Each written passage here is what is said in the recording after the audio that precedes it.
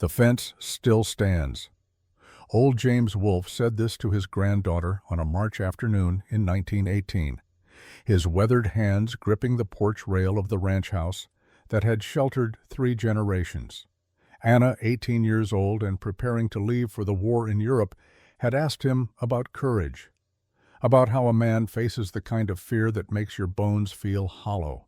He looked at her with eyes that had seen too much and survived anyway, then nodded toward the property line where a stretch of wooden fence posts marked the boundary between what was theirs and what belonged to the wind.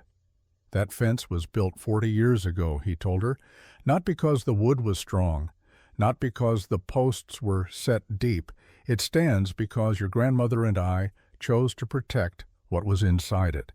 And that choice, Anna, that choice echoes through everything that came after. She waited, sensing there was more. He settled into his chair, the same chair he had occupied for decades, and began to speak. His voice carried the weight of a story that had lived inside him so long it had become part of his skeleton, embedded in the marrow where memory and meaning fuse into something harder than fact. "Let me tell you about the year 1878, he said. "Let me tell you about 180 nights without sleep. About 47 people who walked away when staying became too hard. About $427 in debt, and 14 days until the bank took everything.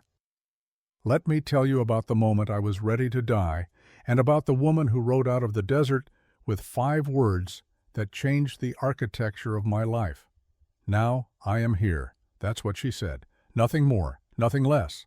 But I am getting ahead of myself. Stories like this one require you to understand the darkness before you can appreciate the light that cut through it.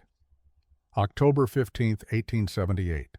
Late afternoon in the Arizona Territory, somewhere between Cottonwood Flats and the kind of emptiness that makes a man question whether God is watching or has simply turned his face away. James Wolfe was 36 years old and already a ghost. He rode alone through heat that bent the horizon into liquid shimmer, leading a pack horse loaded with supplies he was delivering for men who preferred not to be known, not to ask questions, not to require anything from him except silence and punctuality. This was the work he had chosen, or rather, this was the work that remained after everything else had been stripped away. 3 days of riding, 3 days of dust in his throat and the sun pressing down like a hand on the back of his neck. 3 days of the kind of solitude that should have felt like peace, but instead felt like punishment. He had not spoken to another human being in 72 hours, had not wanted to. Words required energy he no longer possessed, required a belief in connection he no longer held. His left hand, the one missing its ring finger from a Confederate minnow ball at Shiloh, gripped the reins with the mechanical precision of a man who does things because they must be done, not because they matter. His right hand rested near the Colt Navy revolver at his hip, a habit formed during the war and reinforced by 15 years of Western survival. The arithmetic of his life was simple and brutal. He owned 160 acres of land that was worth maybe $300 if he could find a buyer foolish enough to want it. He owed the Santa Fe Bank $427 payable in 14 days, with interest accruing at a rate that made paying it off mathematically impossible. He had 30 head of cattle, most of them too old or too sick to bring decent money at market. He had one horse, the one beneath him, now worth maybe $40 to a man who did not look too closely at its worn hooves and thinning flanks. He slept 2 hours a night, sometimes 3 if the whiskey was strong enough. He ate once a day, usually whatever he could cook over a fire, without thinking too hard about taste or nutrition. He spoke to no one unless commerce required it. This was not living. This was the mechanical continuation of biological processes in a body that had forgotten why it bothered. The ghosts visited him most nights. His wife Elizabeth, dead 3 years from cholera that turned her skin gray and her voice into something that rattled in her chest like stones in a tin can. His son Daniel, 6 years old, when the same fever took him 2 days after his mother, small enough that James could carry his body to the grave without help. He had buried them on a hill behind the cabin he could no longer bear to occupy. Had sold most of the land, kept just enough to maintain the fiction that he was still a rancher, still a man with a future. Had moved his few possessions to the far corner of the property where he could not see the graves from the window. But distance does not cure grief. It only spreads it thinner, stretches it across more empty space. He had fought in the war. Had led men into battle-made decisions in the space between one heartbeat and the next, decisions that sent some men home and others into the ground.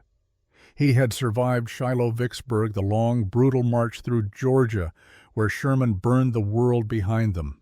He had saved men, had pulled them from the mud, staunched bleeding, carried them through smoke and horror, had been decorated for valor, commended for leadership, but he could not save his own wife, could not save his own son, had been in town buying medicine, useless medicine, when they died, had returned to find them both gone, the cabin silent in a way that made silence itself feel like violence. What good was courage if it could not protect the people who mattered? What good was strength if it failed when tested by the only enemy that truly counted? These were the questions that circled inside him like buzzards over carrion, waiting for him to finally stop moving so they could descend and finish what grief had started. The sun was low now, painting the desert in shades of copper and rust, when he saw them. Two figures, small, standing in the middle of the trail where it widened into a natural clearing. Children. James pulled his horse to a stop, instinct overriding exhaustion, his right hand moving automatically toward the revolver.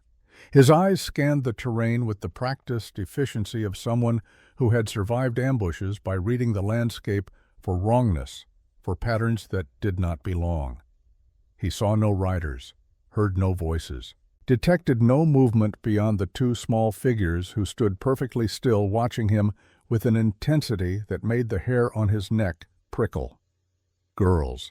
Twins by the look of them, maybe 9 years old, maybe older, hard to tell, with children who had lived hard lives. Apache, clearly, their skin the color of desert earth, their long black hair braided and tied with strips of cloth that had been mended too many times. They wore simple dresses made from fabric that had faded from sun and wear, and their feet were bare except for moccasins that showed careful repair work. But it was not their clothing that caught his attention. It was their eyes. These were not the eyes of children.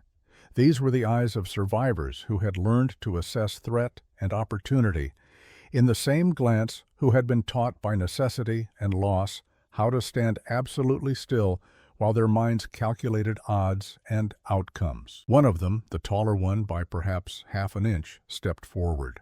Her movements were deliberate, controlled, carrying none of the uncertainty or fear a child should feel when confronting a strange man on an empty trail. She pointed toward low hills in the distance, her arm straight, her hand steady. "Our home is there," she said in English, that was careful and practiced, each word shaped with precision. "Mother needs you." The other twin said nothing. She kept her eyes on the rifle strapped to James's saddle, not with fascination, but with assessment. She was counting, checking if it was loaded, measuring distance and angle. Someone had taught them this. Someone had trained them to read violence before it arrived. James felt something shift inside him, some mechanism that had been locked in place for 3 years, suddenly moving like a gear that had finally found its track. He did not want this. Did not want to be involved in anything that required judgment or choice or the kind of responsibility that could fail and leave more ghosts in its wake. But he could not look at these two children standing alone in the desert with the kind of calm that came from having no other options and simply ride past. He dismounted slowly, making sure they could see each movement, clearly aware that sudden actions carried weight when fear lived close to the surface. His boots hit the ground with a sound that seemed too loud in the empty landscape. "Where are your people?" he asked, his voice rougher than intended, scraped raw from days of silence. The first girl, the one who had spoken, did not answer immediately. Instead, she reached into a small pouch at her waist and withdrew something, held it out toward him on her open palm. A rock. Small, maybe the size of a silver dollar with veins of metal running through it, that caught the dying sunlight and threw it back in sharp glints. Silver ore, high grade by the look of it. "This is why they want us dead," the girl said. Her voice carried no plea, no request for sympathy. She stated fact and waited for him to absorb it. James took the stone, felt its weight, turned it in his palm. This was worth money. Real money, the kind of money men killed for. "Lead," the girl said. It was not a request. It was an expectation. She turned and began walking toward the hills, her sister falling into step beside her, both of them moving with the kind of efficiency that came from knowing every step counted, every moment of daylight mattered. James stood there for 3 seconds, maybe 4, while his mind ran through calculations. Riding away would be easy. Following them would be complicated. Getting involved in other people's trouble was exactly the kind of mistake he had spent 3 years learning to avoid. But he was already moving, already leading his horse after them, already stepping across a threshold he did not recognize until it was behind him. The camp revealed itself slowly as they crested a low rise hidden in a fold of land that made it nearly invisible from the main trail. It was small, restrained, built for concealment rather than comfort. 2 low shelters constructed from brush and salvaged wood and animal hide, a fire kept tight and controlled to minimize smoke tools, arranged with clear purpose. This was a place designed by people who understood they could not afford to be noticed. A woman rose from beside the fire as they approached. James saw her and felt something in his chest tighten, though he could not have named the sensation if asked. She was Apache, clearly maybe in her early 30s, with the kind of posture that comes from carrying weight on narrow shoulders for too long without complaint. Her face showed lines that spoke of responsibility rather than age, and her dark eyes met his with a directness that made him want to look away, but somehow could not. She wore traditional Apache clothing, a long dress of tanned hide decorated with beadwork that must have taken weeks to complete, and her black hair fell past her waist in a thick braid wrapped with strips of cloth in patterns he did not recognize but understood were significant. She did not smile, did not speak, simply acknowledged him with a single nod and returned to the pot she had been stirring, her movements careful and controlled. James stopped several steps away, removed his hat. The gesture felt inadequate, a small politeness in a situation that required more than manners could provide. The twins moved to their mother's sides, close enough to touch her arms, and James felt the shape of the situation settle into clarity. This was their mother, a widow by the look of her, though no one had said it yet. A woman holding a fragile perimeter together through routine and will, and the kind of stubborn refusal to break that he recognized because he saw it in his own mirror on the rare occasions he bothered to look. A small figure emerged from behind one of the shelters. Another girl, maybe 5 years old, with the same dark eyes and careful movements as her sisters, but with something else still intact in her expression. Curiosity. A child's natural wonder not yet completely worn away by whatever circumstances had brought them to this hidden camp. She stared at James with open fascination, then whispered something in Apache to her mother. The woman responded quietly, then looked at James again. Her expression had not softened, but something in her posture had shifted slightly, a fraction less defensive. "You can leave before morning," she said. Her English was perfect, carrying only a slight accent that suggested she had learned it young and used it often. The words were permission and warning, both a line drawn clearly but not cruelly. James heard what she was really saying. "You are not required to stay. You are not obligated to help. You can walk away from this and owe us nothing." But walking away now felt different than it had felt 10 minutes ago. These children had stepped into his path because they believed he might change something, might tip some balance in a struggle he did not yet understand but could already feel pressing down on this small camp like weather building on the horizon. "I could leave," he said carefully, but did not say he would. The woman studied him for a long moment, then returned to her work. The twins exchanged a glance that carried too much meaning for their age, some silent communication that suggested they had planned this moment in detail before he ever arrived. One of them, the taller one, brought him a wooden bowl filled with water, warmed just enough to take the edge off. She set it on a flat stone near his boots, looked up at him with eyes that seemed to see through pretense and evasion, and said simply, "Drink." James crouched and took the bowl, drank slowly so they could see he did not waste it. Understood its value. The girl watched his throat move as he swallowed, nodded once with satisfaction and stepped back. Her sister, who had not spoken since they met, said quietly, "You stay outside, for now."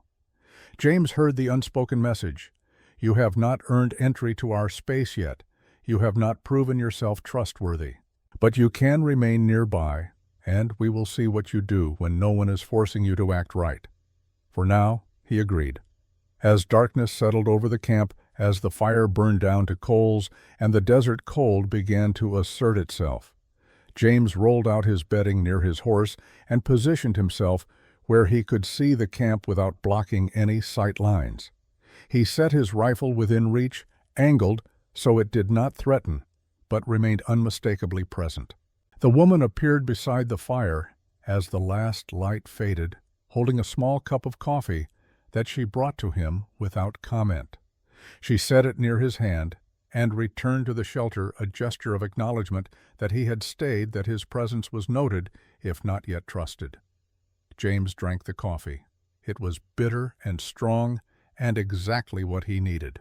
He settled in to watch his body, remembering the rhythms of guard duty from a war that felt both impossibly distant and present as his own heartbeat.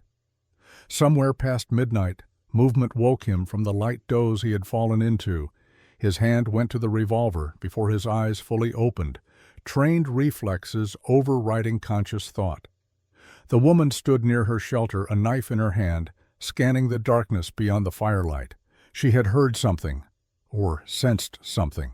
Her body was coiled tight, ready to fight or run depending on what the night revealed. James stood slowly, his own attention sharpening, listening for whatever had disturbed her. Nothing. Just the wind moving through brush, the distant call of a coyote, the normal sounds of the desert at night. But the woman did not relax. She knew something he did not, could read this landscape in ways his experience did not cover. Their eyes met across the dying firelight. Neither spoke. But in that moment of shared vigilance, something passed between them. Recognition, perhaps, or just the acknowledgement that they were both people who had learned to sleep light and wake ready, who carried scars earned from trusting the wrong things at the wrong times. She returned to the shelter. James returned to his bedroll, but neither of them slept deeply. They took turns listening to the night, two strangers sharing the burden of protection for reasons neither could have articulated, but both understood. Dawn came slowly, painting the eastern sky in gradations of gray and pink and gold.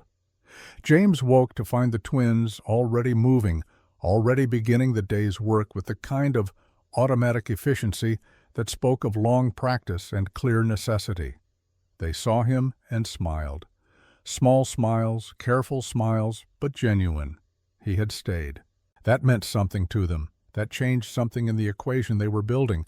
The taller twin brought him water for washing.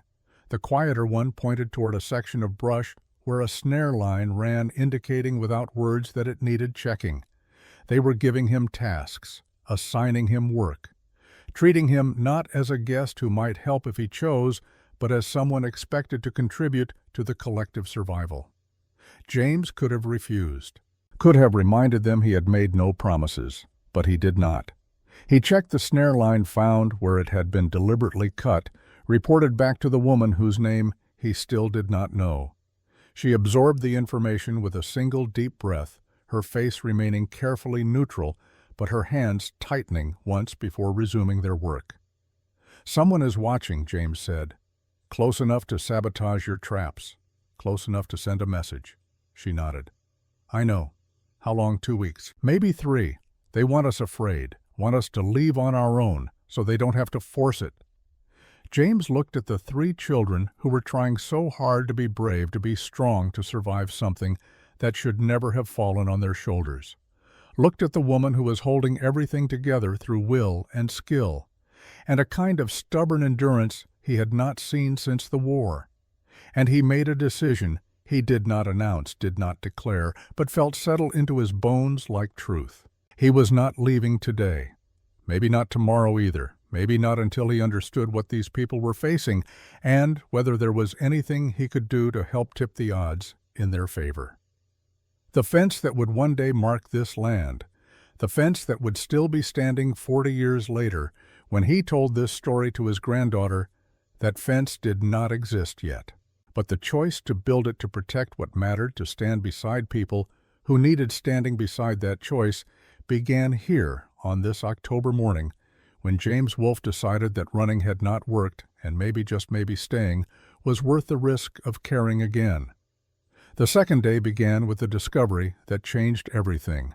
James woke before sunrise, as was his habit, his body trained by years of military discipline and reinforced by 3 years of insomnia that made deep sleep feel like a luxury he no longer deserved. He lay still for a moment, listening to the quiet breathing of the camp, the soft sounds of the desert coming alive in the pre-dawn gray. The woman emerged first, moving with the silent efficiency of someone who had learned to navigate darkness without disturbing those who still slept. She built up the fire from last night's coals, her movements practiced and economical, wasting no motion or energy. James sat up, rolled his blanket, began the morning routine that gave structure to days that might otherwise dissolve into shapeless waiting. He noticed she had placed a cup of coffee near where he would reach for it, the steam rising in thin spirals that caught the first light. He nodded his thanks. She acknowledged with the briefest tilt of her head and returned to her work. The twins appeared as the sun broke the horizon, already dressed, already moving toward their assigned tasks with a purposefulness that made James's chest tighten. Children this young should not carry this much responsibility, should not move through the world with this level of vigilance. But the world did not care what should be. It only cared what was. Chenoa, the quieter twin, approached James with careful steps. She did not speak immediately, just stood near him until he turned to give her his full attention. Only then did she point west toward a line of rocky outcroppings, maybe a quarter-mile distant. "There is a place," she said, her voice soft but clear. "Father showed us before he went away. You should see it." The way she said "went away" carried weight that made the phrase a lie. Both of them knew. Her father had not gone away. Her father had been taken, had disappeared, had died, though perhaps no one had spoken that truth aloud where the children could hear. "Show me," James said. Aida joined them, and together the three of them walked toward the western rocks while the woman stayed behind with the youngest child. James noticed how the twins positioned themselves, one slightly ahead, to lead one slightly to his right, to watch his reactions. They were still testing him, still measuring whether he could be trusted with whatever they were about to reveal. The terrain grew rougher as they approached the outcropping, the ground studded with rocks and thorny brush that caught at clothing and required careful navigation. The twins moved through it with practiced ease, their feet finding secure purchase on stones that looked treacherous to James's less experienced eye. Behind a tumble of boulders that looked like they had been there since the earth was young, hidden by an overhang of rock and a thick curtain of desert willow, was an opening. Not large, maybe 4 feet high and 3 feet wide, the kind of entrance that would be invisible unless you knew exactly where to look. Chenoa produced a small torch from somewhere in her dress, a length of wood wrapped with cloth and soaked in something that would burn slow and steady. She struck a match, lit it, and led the way inside. The cave opened up after the narrow entrance, expanding into a chamber, perhaps 15 feet across and 8 feet high at its center. The air was cooler here, smelling of stone and earth and something metallic that James recognized but could not immediately place. Then Aida raised her own small lamp, and he saw mining equipment, old but functional. Two pickaxes leaning against the far wall, their handles worn smooth from use. A shovel with a blade sharpened thin by years of work. Wooden support beams cut to specific lengths, 6 feet each, ready to shore up tunnels. A hand drill, a sluice box. All the tools of a man who had found something valuable and intended to extract it. But it was what lay scattered across the cave floor that made James's breath catch. Rocks. Dozens of them, each one streaked with veins of metal that caught the lamplight and threw it back in sharp silver gleams. High-grade ore. 70% pure, if his estimation was worth anything, and his estimation was worth quite a bit, because he had worked claims in Nevada before the war, and knew what real silver looked like when you found it. This was not a trace deposit. This was not a marginal find that might pay for the effort of extraction if a man worked it carefully and got lucky with prices. This was wealth. Real wealth. The kind that made men abandon conscience and embrace violence because the reward justified any cost. Against the left wall sat a wooden cart, its paint faded, but still legible in the lamplight. James stepped closer, raised his lamp, read the words that had been stenciled there, perhaps 4 years ago. Brennan Mining Company, established 1874. The name meant nothing to him yet, but the implication was clear. Someone had been working this claim. Someone with resources and equipment, and the kind of organizational structure that came with money and ambition. Aida moved to a small alcove near the back of the cave and bent down, retrieving something from where it had been carefully hidden beneath a flat stone. She brought it to James, held it out in both hands like an offering or an accusation. A handkerchief. Square, maybe 12 inches on each side, made from cloth that had once been white, but was now gray with age and dirt. But it was the decoration that caught his attention. Intricate beadwork along all 4 edges, geometric patterns in red and black and white, that he recognized as Apache craftsmanship of a very specific kind. The kind a woman made for her husband, the kind that carried meaning beyond mere function.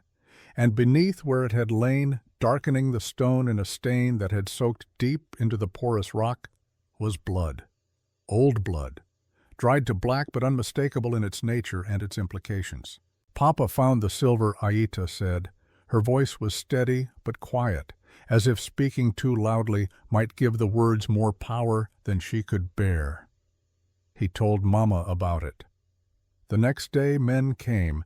They talked to him for a long time. He went with them. He said he would come back before sunset. She paused. Chenoa moved closer to her sister, their shoulders touching in silent solidarity. "That was 2 years ago," Aida continued. 2 years, 3 months, and 12 days ago. He never came back. Mama said he must have run away. Said sometimes men get scared and leave their families, but we knew he would never leave us, not unless someone made him, not unless he could not come back. James took the handkerchief carefully, feeling its weight, seeing in his mind the woman who had embroidered these patterns, the hours of work, the love woven into every stitch. He turned it over, examining it for any other marks, any other clues. Nothing. Just the beadwork and the blood and the terrible story they told together. "Your mother," he said carefully. "Does she know about this? About the blood?" Chenoa shook her head. "We found this 3 days ago. We did not tell her. She has carried enough already. We wanted to find someone first, someone who could help, someone who would not run away when things got dangerous. And you chose me." "You were the first person we saw who looked strong enough," Aida said, with a directness that allowed no room for false modesty.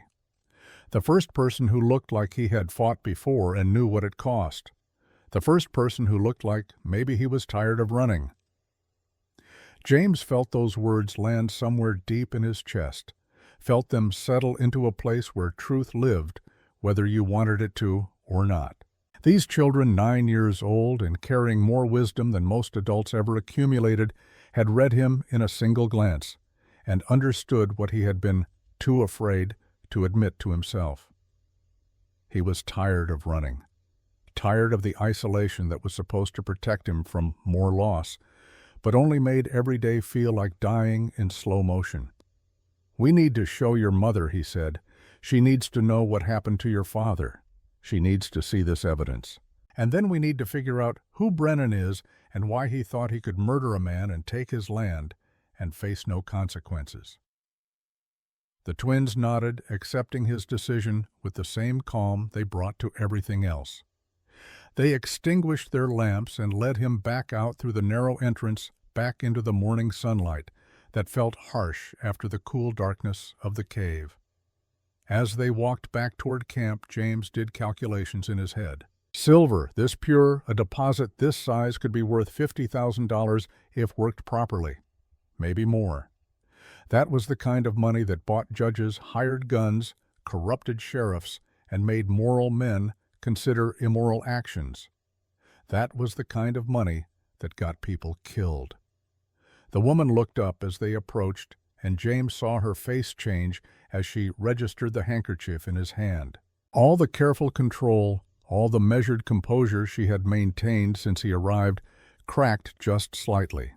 Not much, just enough that he could see the grief beneath it held down by will and necessity, but never truly absent. She stood slowly, set down what she had been working on, and walked toward them with steps that seemed to require conscious effort. James held out the handkerchief without speaking. Some things required no explanation. Some things spoke for themselves. She took it in both hands, brought it close to her face, and closed her eyes. Her breathing changed, became deeper, more controlled, the kind of breathing a person does when they are trying very hard not to break down in front of their children. When she opened her eyes again, they were wet, but no tears had fallen. Where she asked. Her voice was steady but barely. "The cave Aita said, with the silver, with Papa's tools, with the cart that has another man's name on it." The woman nodded once, processing this information, adding it to whatever calculations she had been making for 2 years and 3 months and 12 days. She looked at James with an expression that held too many emotions to separate cleanly. Grief, anger, relief that someone finally knew, fear of what this knowledge might mean. "I embroidered this for our wedding," she said quietly. "The pattern is sacred. My grandmother taught it to me. It represents the bond between earth and sky, between man and woman, between what is and what could be. I gave it to Dakota the day we married. He carried it every day after that, said it reminded him why he worked so hard, why he wanted to build something lasting. She folded it carefully, precisely, her fingers moving through the ritual of putting something precious away for safekeeping. His name was Dakota, she said, not was, is. His name is Dakota. His name. And I need you to understand something, James Wolfe. She used his full name, and he realized the twins must have told her, must have learned it somehow during their brief interaction on the trail. The use of it now felt deliberate, felt like she was establishing something formal and binding. "I need you to understand that I am not asking you to avenge him," she continued. "I am not asking you to fight my battle, or fix my life, or save me from my circumstances. I am asking you to help me do what I cannot do alone, which is get justice through law instead of violence. I am asking you to stand beside me while I fight for what my husband died protecting, not for me, with me." Do you understand the difference? James understood.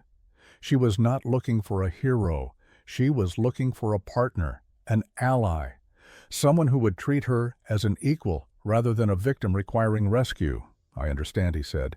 "And yes, I will help you. Not because I think you need saving, because what happened here is wrong and someone should answer for it. Because your husband deserves justice and your children deserve to grow up knowing that evil does not always win. Because standing beside you feels more right than anything I have done in 3 years." Something shifted in her expression then, not softening exactly. More like a door opening slightly, allowing the possibility that this strange man who had appeared on the trail might actually mean what he said, might actually follow through when following through became difficult or dangerous. "My name is Tailwind," she said. "In Apache Nayeli, My mother was Chiricahua. My father was French, a trapper named Jean-Baptiste Moreau. I speak 3 languages and belong nowhere. My husband found silver on land that has been in Apache possession since before your people arrived and decided it was yours. Someone killed him for that silver, and I intend to make sure they pay for it under your law, since your law is the only law that has any power in this territory now. The bitterness in her voice when she said your law was impossible to miss. But beneath the bitterness was pragmatism. She understood the world as it was, not as it should be. James held out his hand. She looked at it for a moment, then clasped it firmly. Her grip was strong, her palm calloused from work. The handshake lasted 3 seconds, maybe 4, long enough to seal an agreement that neither of them fully understood yet, but both recognized as significant. "We need to go to Fort Apache," James said. "File a legal claim on this land. Talk to the marshal. Get documentation that proves your ownership before Brennan or whoever is behind this can produce forged papers saying otherwise. We need law on our side before we need weapons." Tailwind nodded. "When tomorrow? We gather what evidence we can carry. We take the children somewhere safe. And we force this into the open where witnesses can see, and the law has to respond. And if the law does not respond, then we find another way. But we try the law first. We try doing this right before we do it any other way." She studied him for a long moment, weighing something he could not read. Then she made a decision. "The girls and I will prepare. You should know something else before we go. The people watching us, the ones who cut the snare lines and ride the ridge, they belong to a man named Silas Brennan. He owns the bank in Santa Fe, owns half the businesses in 3 counties, owns the judge who would hear any case we brought, and the sheriff who would have to arrest him. So when you say we try the law first, understand that the law in this territory is mostly just another tool men like Brennan use to take what they want and call it legal." James absorbed this, added it to his calculations. A man with that much power, that much reach, would not be easy to challenge, would not go down without a fight, would have resources and connections that made simple frontier justice complicated. But complicated did not mean impossible, and difficult did not mean wrong.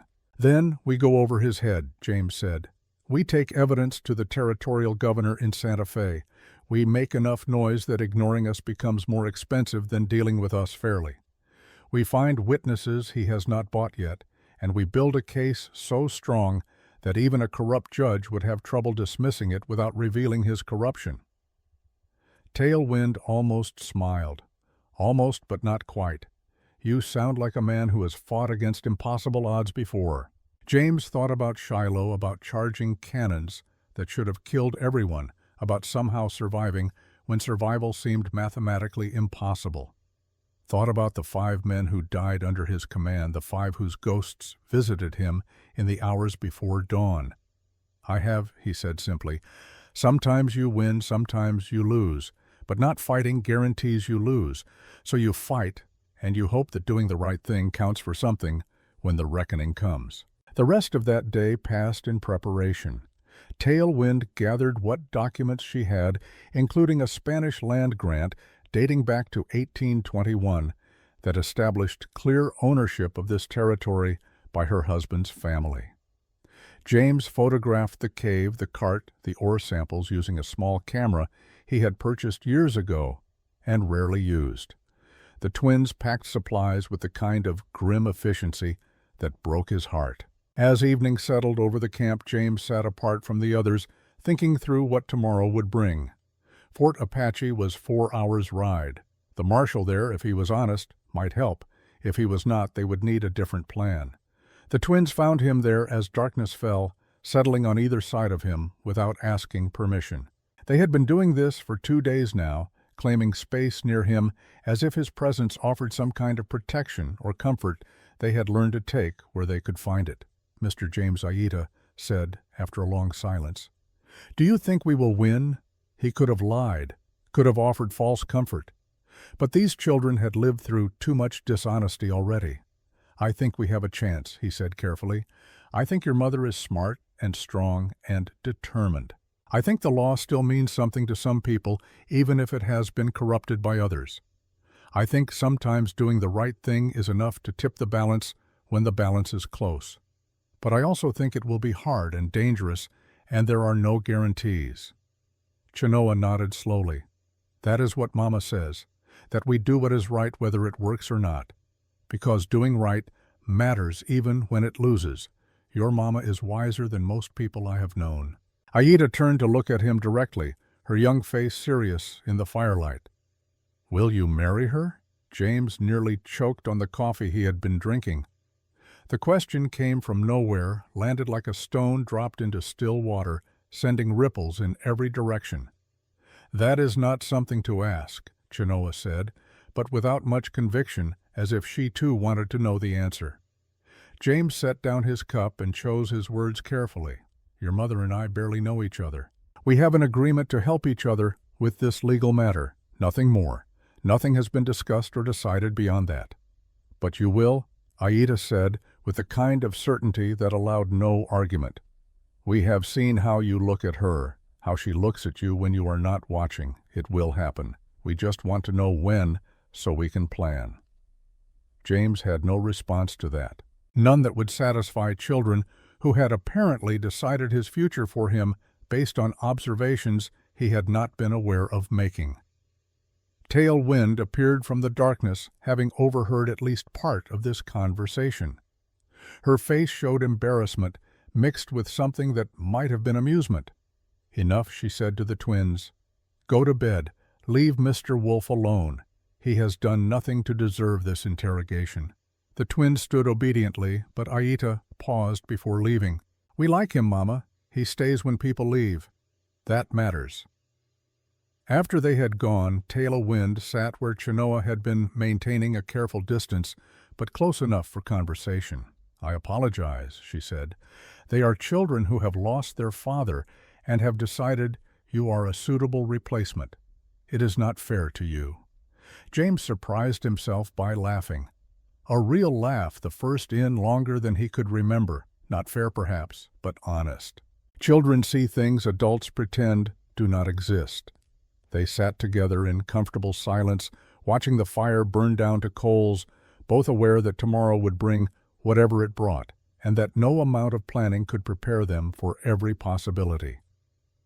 The fence that would eventually stand on this land, the fence that would mark boundaries and protect what mattered, that fence was still just a choice not yet made a possibility, not yet acted upon, but the foundation was being laid. Stone by stone, decision by decision. One night of staying when leaving would have been easier building towards something neither of them could yet see, but both were beginning to trust might be worth the risk of hoping for. Morning arrived with a decision that felt both necessary and terrifying. They would ride to Fort Apache today, all of them together. Tailwind, the three girls, and James. They would take the evidence, file the claim, and force this situation into the light, where law and witnesses could see what had been happening in the shadows. Tailwind packed with the kind of ruthless efficiency that came from having done this before, having learned through bitter experience what was essential and what was merely wished for.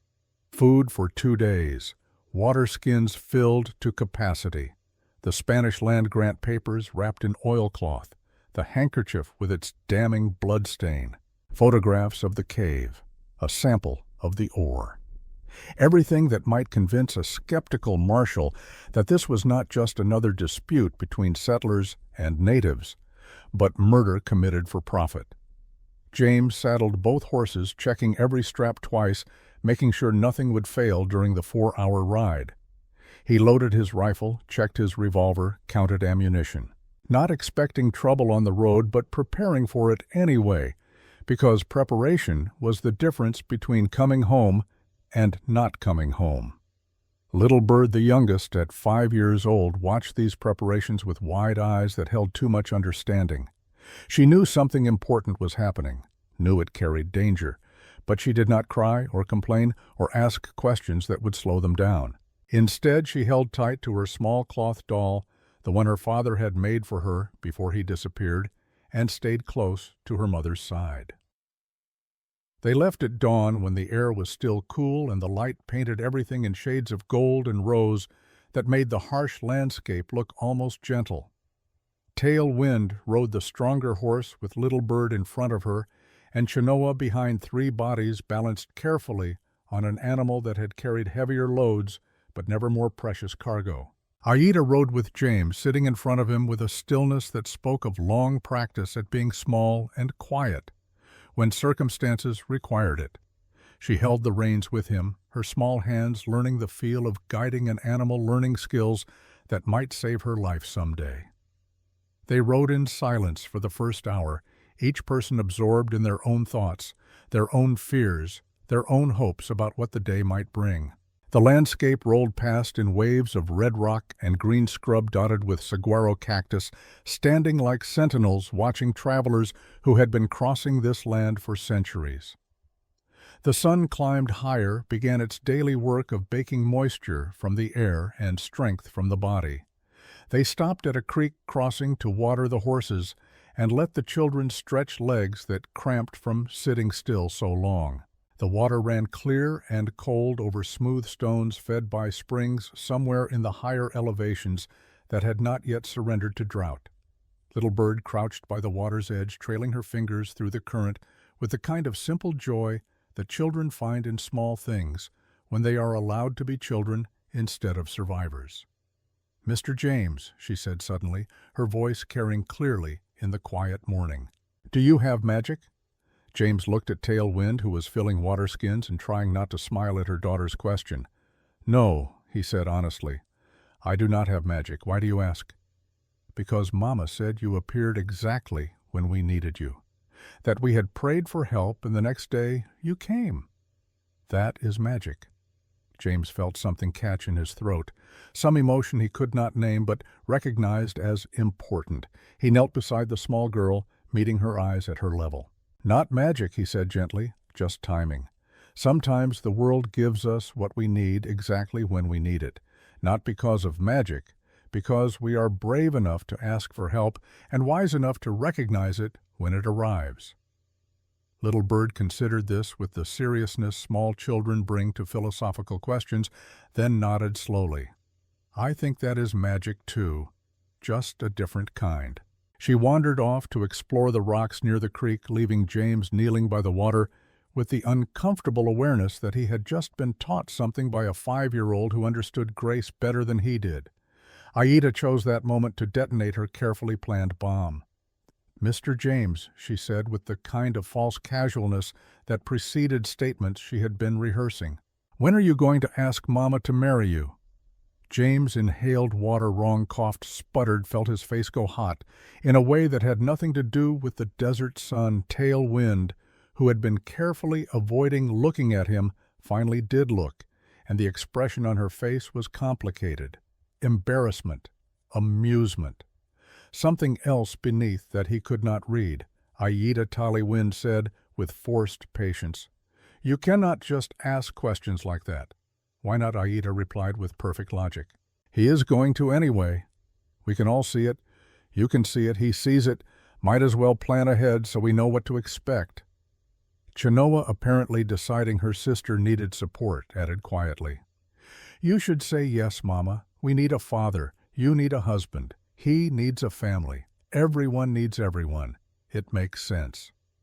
James stood up, brushing water from his hands, trying to find words that would navigate this conversation without making everything worse.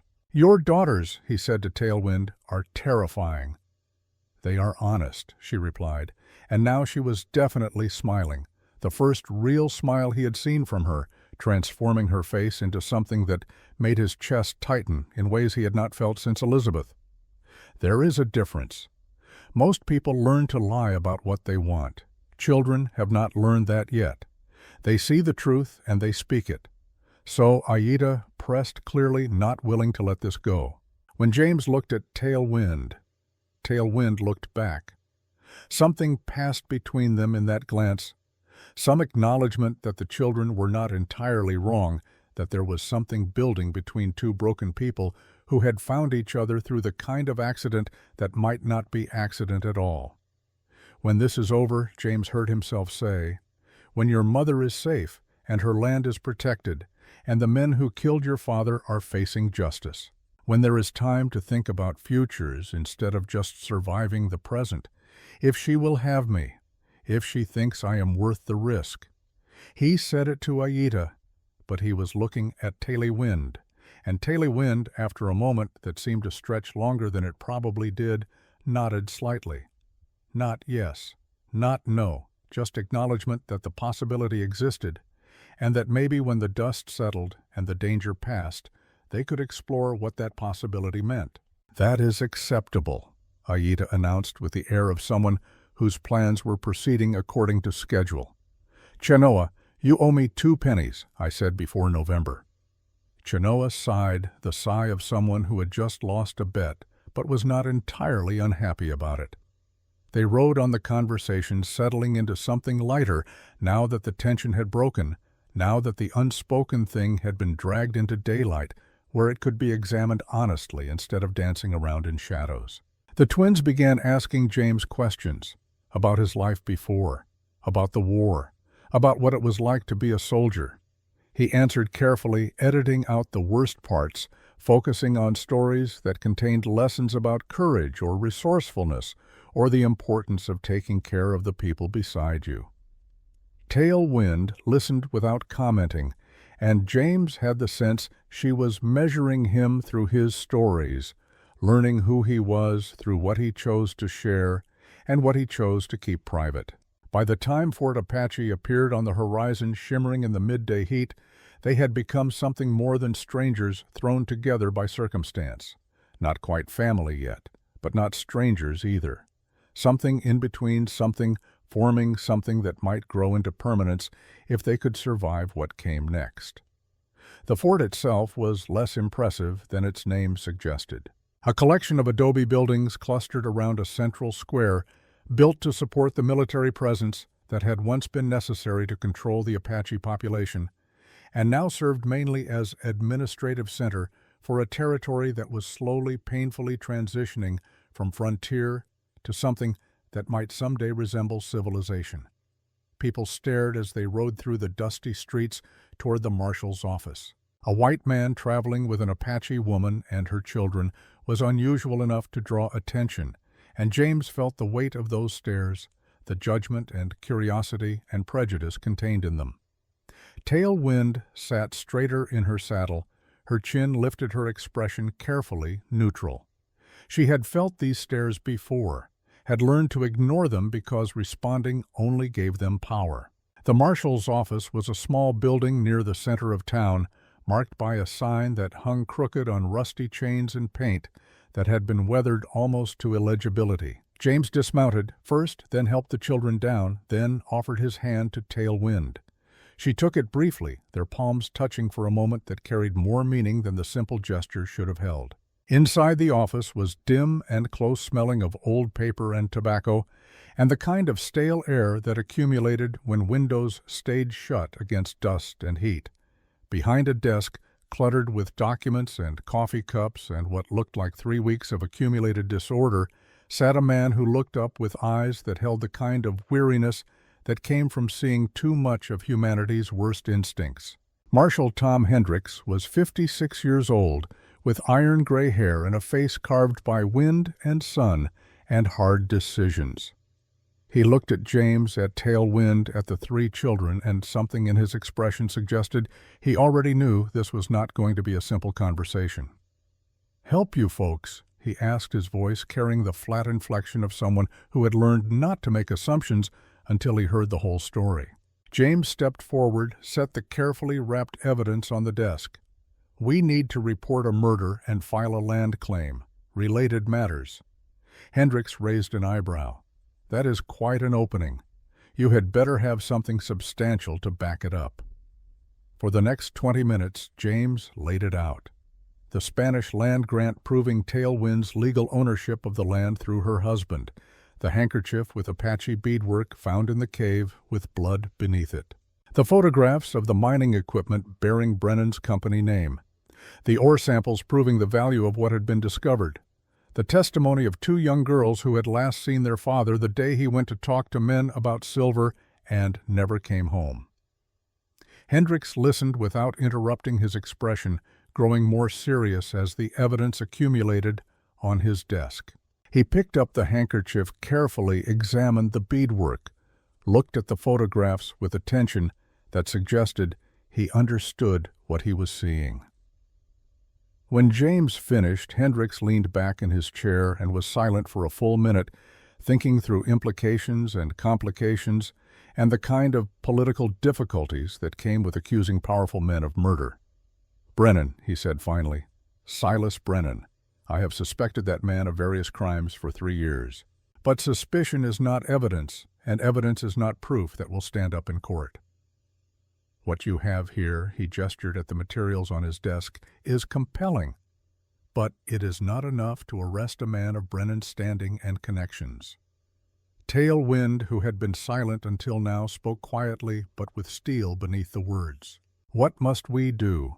Wait until he kills us too. Wait until my children are orphans and he takes the land anyway and faces no consequences." Hendricks met her eyes and did not look away. "Number. What you need to do is establish legal claim to the land before Brennan can contest it. If you have registered ownership, he cannot force you off without revealing his motives. And that might give us leverage to investigate further to pressure him into making a mistake." James leaned forward. "How do we register the claim? 2 witnesses who are citizens, filing fee of $50, and clear description of the boundaries. I can serve as 1 witness if you can find another citizen willing to stand for you." James felt something sink in his chest. $50.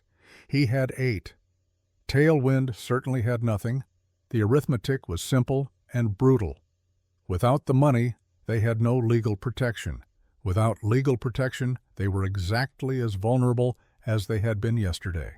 The door opened behind them, bringing with it a gust of hot air and the figure of a woman carrying a basket of supplies. She was perhaps 50 years old, with gray hair pulled back severely, and a face that suggested both kindness and the kind of iron will that came from surviving hard years without complaint. "Marshal," she began then, noticed the group in the office and paused. "Forgive me, I did not mean to interrupt." Hendricks straightened slightly. "Sarah, actually, you might be exactly who we need. This family needs a second witness for a land claim." And he paused delicately, a small financial loan to cover the filing fee. "You are known as a fair woman.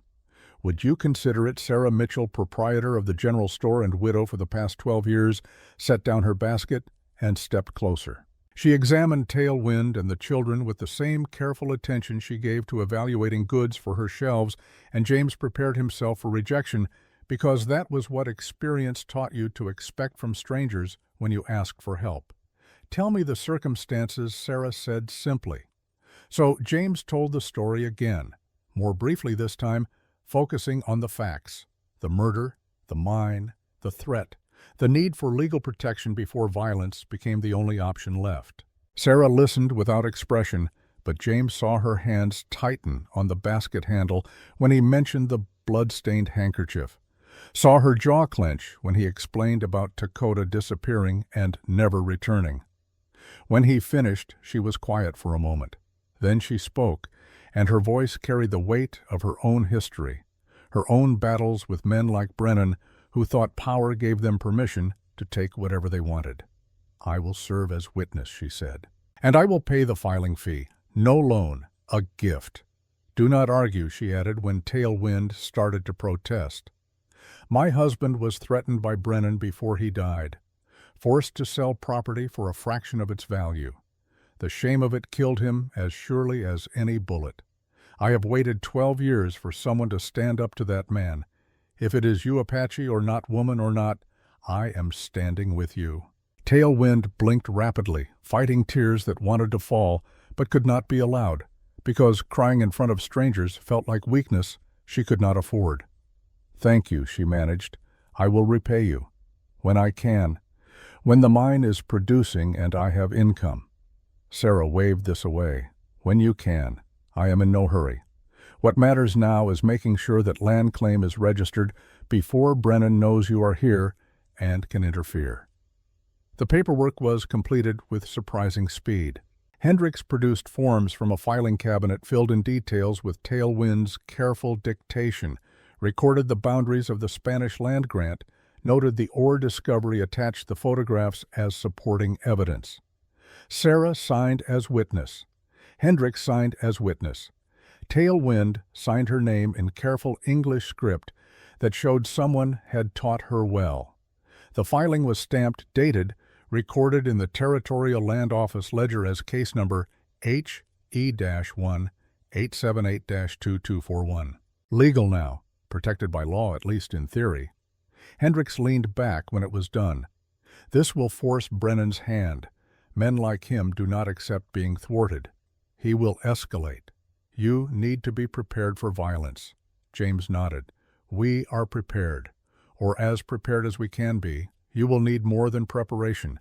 You will need allies, witnesses, people willing to stand with you when Brennan comes with hired guns and legal threats and all the power that money buys. And there's something else you need to know. Hendricks pulled a document from his desk, slid it across to James. Judge Hartley signed this 3 days ago. A backdated land claim giving Brennan legal ownership of your property dated to 1876, 2 years before Dakota filed his claim. That is fraud, James said, scanning the document. Of course it is, but Hartley's been on Brennan's payroll for 5 years. And Sheriff Dutch Hendricks gestured toward the jail next door.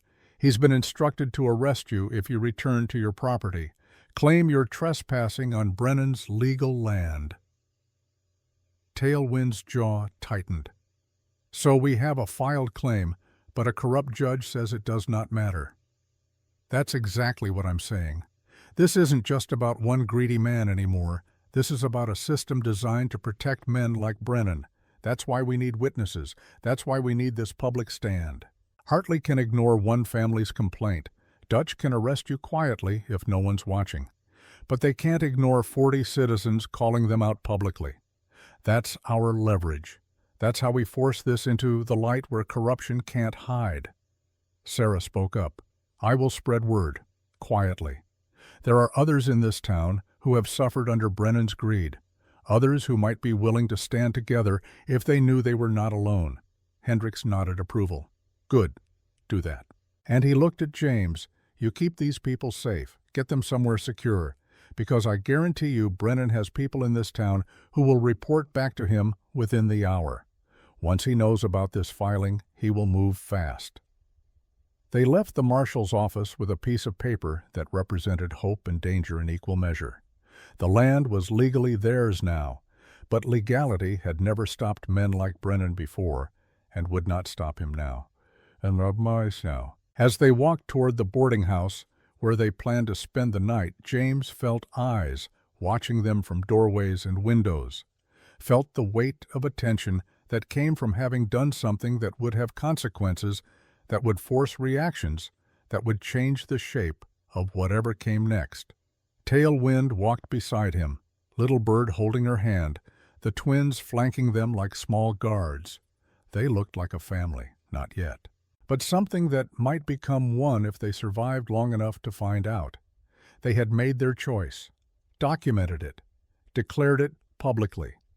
Now they would see if that choice was strong enough to withstand what came next.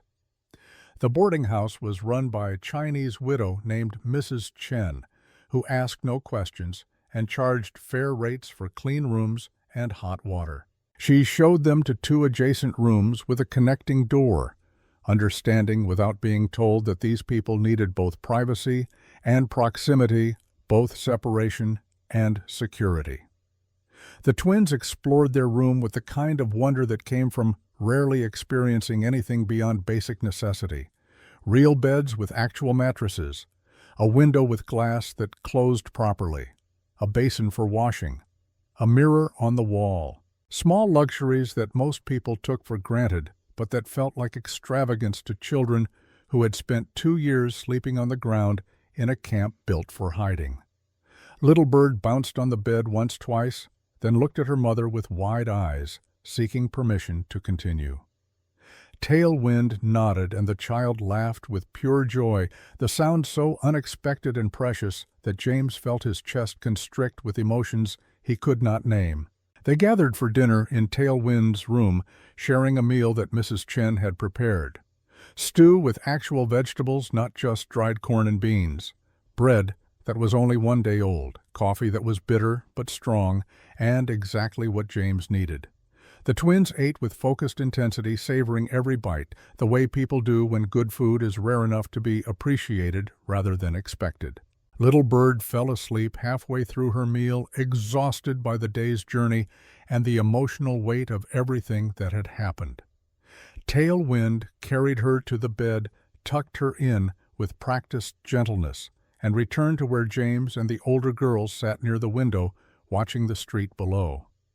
The sun had set, painting the sky in shades of purple and orange that made the dusty town look almost beautiful.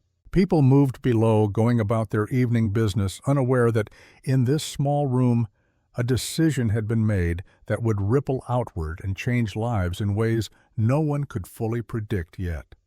Chenoa, the quieter twin, spoke suddenly into the comfortable silence. "The man, Brennan, he will be angry now." James did not insult her intelligence by pretending otherwise. "Yes, he will be very angry. Angry people do stupid things. Desperate people do dangerous things. A man who is both angry and desperate is the most dangerous kind." "Will he come tonight?" Aida asked. Her voice was steady, but James heard the fear beneath it, carefully controlled but present. "I do not know," James said honestly. "But we will be ready if he does." Tailwind stood and checked the window. Locke pulled the curtains closed, positioned herself where she could see the door while still being able to reach her children quickly if needed. These were the movements of someone who had lived with threat long enough that preparation had become instinct. "You should try to sleep," she said to the girls. "Tomorrow will be difficult regardless of what happens tonight. You need rest." The twins nodded but did not move immediately. They sat close to James, drawing some kind of comfort from his presence, and he realized with a start that they had begun to trust him in ways that carried responsibility he was not sure he deserved, but would try to honor anyway. Eventually they went to their beds, still fully clothed, still wearing their shoes, ready to run if running became necessary. Tailwind watched them settle, then turned to James. "You should rest too," she said quietly. "I will take first watch." "We can share it," James replied. 2 hours each. No one needs to carry this alone." She studied him for a moment, then nodded. 2 hours. I will wake you." James settled into the chair near the connecting door, positioned where he could see both rooms, his hand resting near the revolver at his hip. Tailwind sat by the window, a knife in her lap, her eyes on the street below. They did not speak, did not need to. There was something peaceful in the shared silence, in the knowledge that someone else was watching, that the burden of vigilance was distributed rather than carried alone. James thought about what Aida had asked earlier, about marriage, about futures, about the possibility that two broken people might build something together that was stronger than what either could construct alone. It was a dangerous thought. Dangerous because it made him hope. Dangerous because hope created vulnerability, created things that could be lost, created the possibility of more grief when grief was already more than he could carry. But the alternative was the life he had been living, isolated, alone, going through motions without meaning. And that life he was beginning to understand was not really living at all. It was just slow dying stretched across years instead of moments. At midnight, Tailwind woke him gently. "Your turn," she said. "Nothing has moved. The town is quiet." They switched positions. She lay down on the bed fully dressed, her knife still within reach, and closed her eyes. Within minutes, her breathing had evened into sleep, the deep sleep of someone who had learned to rest when rest was possible because opportunity might not come again. James watched the street. Watch the shadows. Listen to the small sounds of the night. A dog barking in the distance.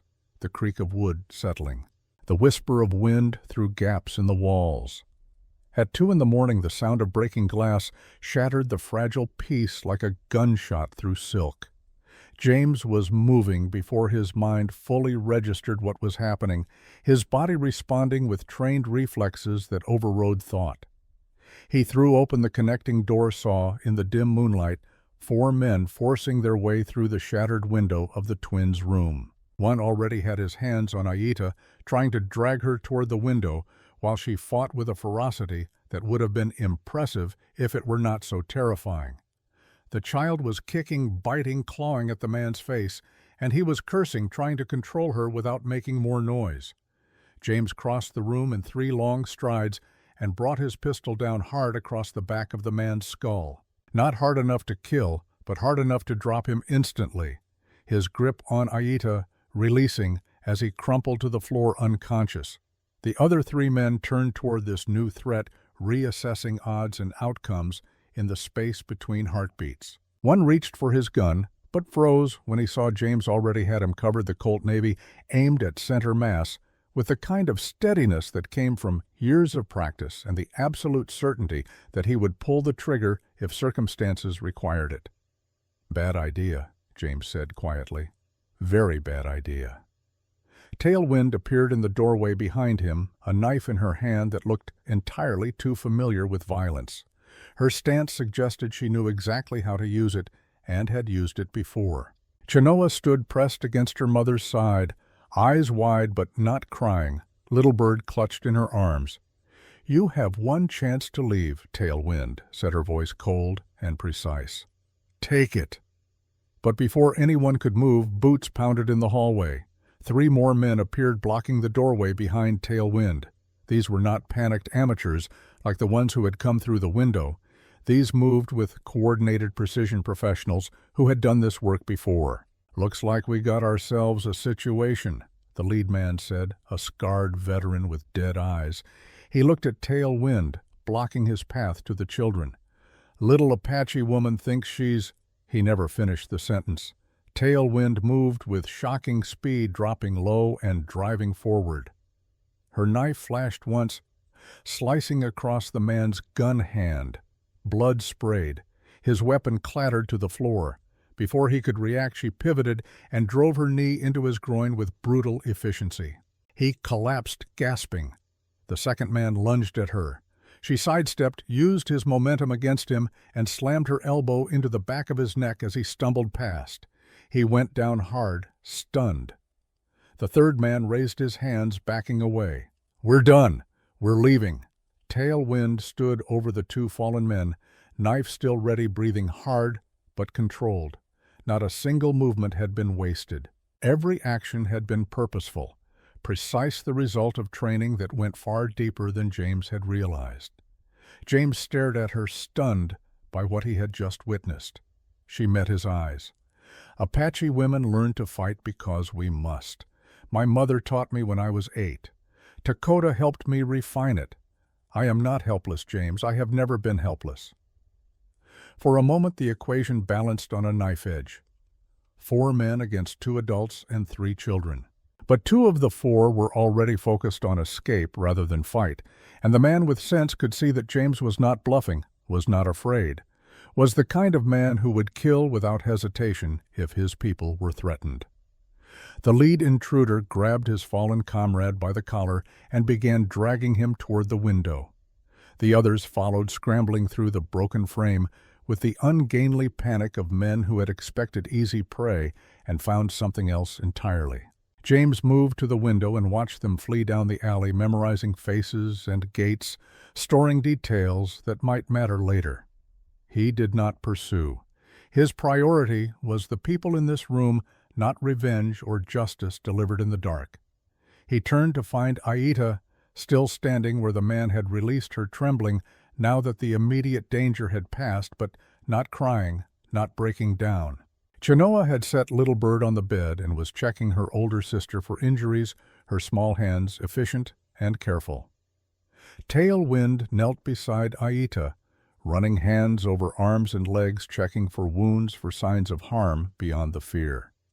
The girl tolerated the inspection without complaint, then suddenly threw her arms around her mother's neck and held on tight. "You came," Aita said, looking at James over her mother's shoulder. "You kept us safe." James felt something crack in his chest, some wall he had built to protect himself from caring too much, from having things that could be lost. "That is my job now," he heard himself say, and realized as the words left his mouth that he meant them completely, that something fundamental had shifted, and there was no going back to who he had been before two girls stepped onto a dusty trail and changed everything. Tailwind stood still, holding Aita, and met James's eyes across the small room. "We cannot stay here. They will come back with more men. Brennan knows where we are, and he has decided that law does not matter, that he can take what he wants through force and face no consequences." "The stable," James decided quickly. "We can defend it better, and the horses are there if we need to run. Mrs. Chen will understand." They gathered their few belongings with practiced efficiency, moving with the kind of grim speed that came from lives spent always ready to flee.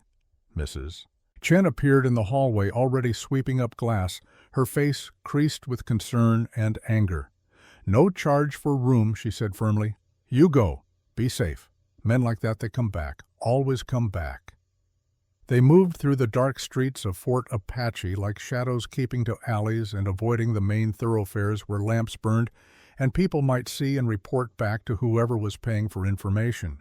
The stable was a sturdy structure at the edge of town, built to withstand weather and time, with thick walls and a loft that provided both elevation and cover. James positioned them in the loft, arranged hay bales to create a defensive perimeter, checked sight lines to all approaches. His mind worked through tactical problems with the cold efficiency of someone who had done this before, who had learned through blood and loss how to keep people alive when violence came calling. The twins settled into the hay without complaint, their resilience both heartbreaking and inspiring. Little Bird, who had slept through most of the attack, was confused by the sudden change in location, but accepted it with the adaptability of young children who had learned that asking too many questions wasted time, better spent adjusting to new circumstances. Tailwind checked them over again, looking for injuries, for cuts from the glass, for signs of trauma that might need immediate attention. "We are well," Aita assured her. "Scared, but well." "Being scared is wise," James said from his position near the loft entrance, where he could see anyone approaching from 3 directions. "Fear keeps you alert. It is when you stop being afraid that you make mistakes." Chenoa looked at him with those 2 old eyes. "Were you afraid just now?" When the men came, James did not hesitate. "Yes, terrified. But I did not let fear control my actions. There is a difference between feeling fear and being ruled by it." "Father used to say that," the girl said quietly. "He said, 'Brave is not the absence of fear. Brave is action despite fear.'" "Your father was very wise," James said, and meant it. They settled into an uneasy watch, taking turns trying to rest while others kept vigil. James found himself on guard duty with Tailwind during the darkest hours before dawn, sitting close enough to speak quietly without waking the girls, who had finally fallen into exhausted sleep. "This was Brennan," Tailwind said. It was not a question, but he answered anyway. "Yes." The filing scared him, made him desperate. Desperate men do stupid things, like sending men to kidnap children in the middle of the night. Exactly like that. She was quiet for a moment, and when she spoke again, her voice carried a weight that suggested she had been thinking about this for some time. "Earlier, you asked for time to think about the future, time to see what happened with Brennan before making decisions about what comes after." James turned to look at her, seeing her profile in the dim light filtering through the stable slats. "I am saying that my daughters were right," she continued. "We need each other, not someday, not after this is over. Now. Today. We are stronger together than apart, And Brennan needs to see that strength needs to understand that we are not isolated targets, but a family that will fight as one. "Are you proposing to me?" James asked, a hint of humor creeping into his voice despite the circumstances. "I am being practical," Tailwind replied, but there was warmth beneath the words. "Marriage offers legal protections, makes it harder for him to claim the land even if something happens to me, makes you legally responsible for the girls, which means he would have to go through you to get to them. And yes, beneath all that practicality, I am saying I would be honored to call you husband if you would be honored to call me wife." James felt something unlock in his chest, some final resistance crumbling under the combined weight of necessity and desire of logic and emotion finally aligned in the same direction. "Then yes," he said, "when the sun rises, we find the reverend and we make it official. Not perfect, not romantic, but real and legal and binding. A partnership based on respect and shared purpose, and the possibility that maybe, just maybe, two broken people can build something stronger than what either could construct alone." She reached across the space between them and took his hand. Her fingers interlaced with his, and they sat that way in the darkness, two people who had found each other through chaos and choice, making silent promises that would soon be spoken aloud. As dawn began to paint the eastern sky in gradations of gray and pink, as the town slowly came to life around them, James understood that the fence he would eventually build was not really about marking boundaries or protecting property.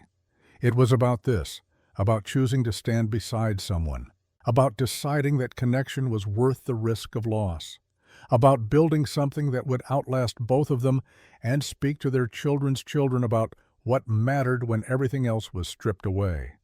The fence would stand not because the wood was strong, but because the choice behind it was stronger. Morning brought clarity and purpose in equal measure. They emerged from the stable as the sun cleared the horizon, tired but unbroken, changed by the night in ways that would only become clear with distance and time. The twins were quiet but alert, their eyes scanning the street with the kind of vigilance that should not be necessary for children, but had become their default state of being. Little Bird alone seemed unbothered by the previous night's violence, chattering about the horses and the hay, and whether they could have breakfast soon, because her stomach was making noises that sounded like a frog. Tailwind smiled at her youngest child's resilience, the kind of smile that carried both joy and sorrow, grateful that innocence could still exist even after everything they had endured. James watched the street while they prepared for the day ahead, watched for men who moved with purpose, for eyes that lingered too long for anything that suggested last night's attack was not finished, but merely postponed.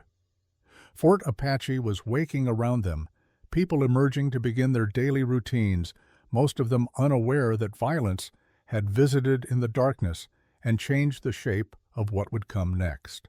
They found Reverend Samuel Hayes at the small church on the edge of town, a man in his early 60s who had seen enough of frontier life to understand that God's work did not always follow neat schedules or proper decorum.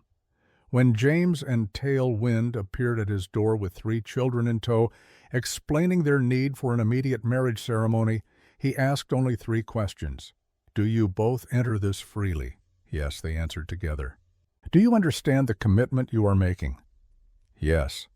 "Are you prepared to face whatever comes as one family rather than separate individuals?"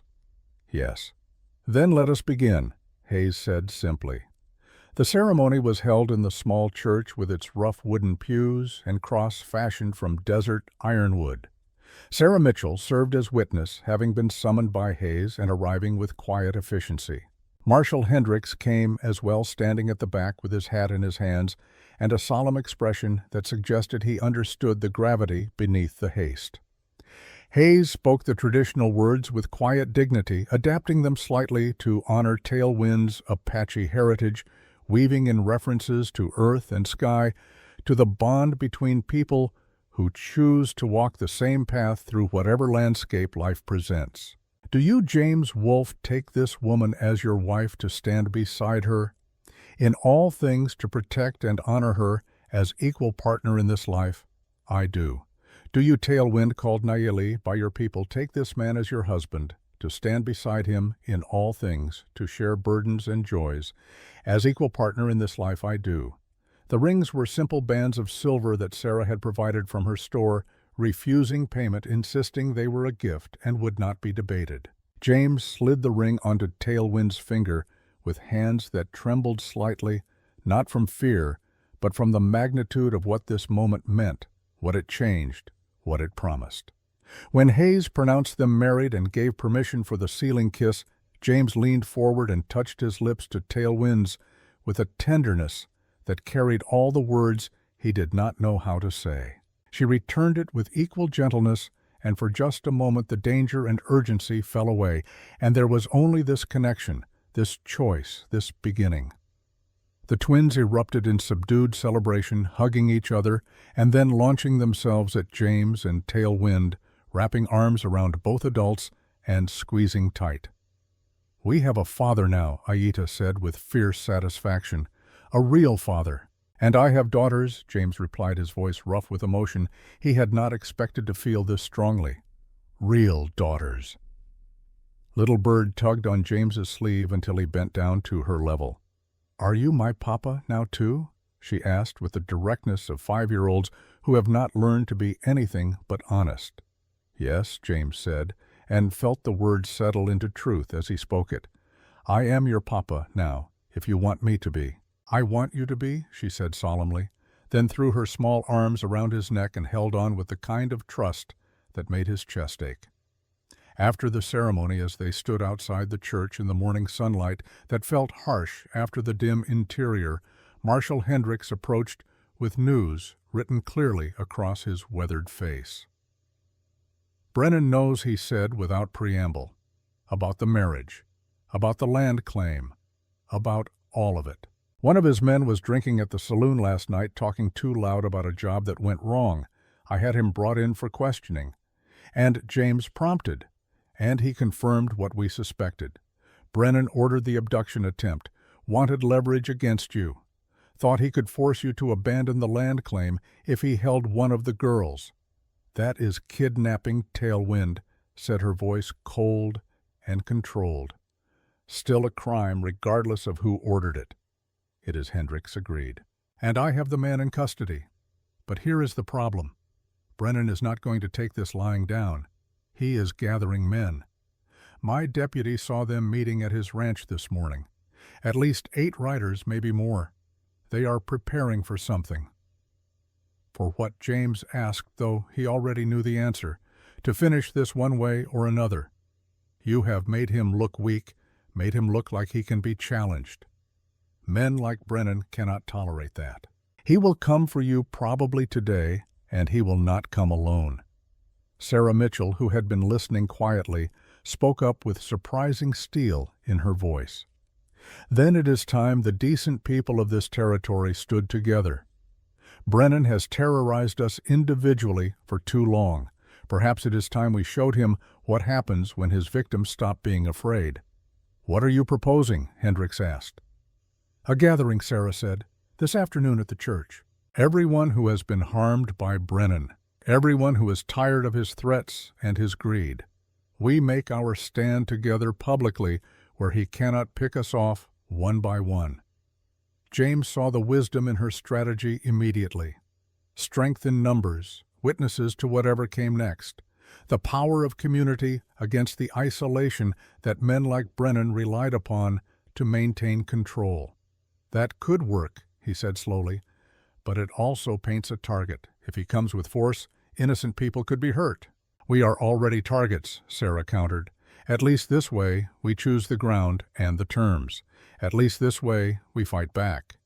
Hendricks considered this his lawman's instincts warring with his understanding of practical reality. Finally he nodded. "I will spread the word. 2 o'clock at the church. Anyone who wants to stand against Brennan's tyranny should be there.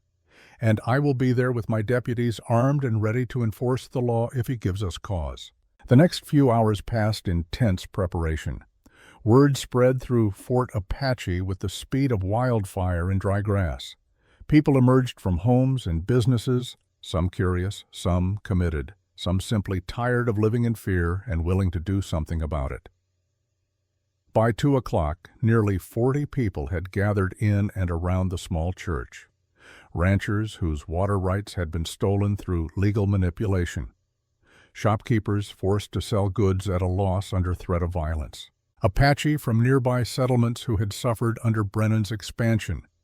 Even some of the working women from the saloon who had their own grievances with his treatment. Sarah Mitchell stood at the front and spoke with a clear, carrying voice. "We are here because one man has made himself a plague upon this territory. Silas Brennan has stolen land, intimidated honest people, and, by evidence now available, has committed murder to protect his illegal claims. Today we say, enough. Today we stand witness to the truth. Today we support this family's legal right to their land and demand that justice be served." One by one, people came forward to share their stories. The rancher whose cattle had been driven off his land by Brennan's hired men.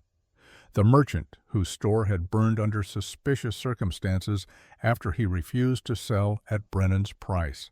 The Apache elder whose grandson had disappeared after refusing to reveal the location of traditional hunting grounds that Brennan wanted for mining surveys.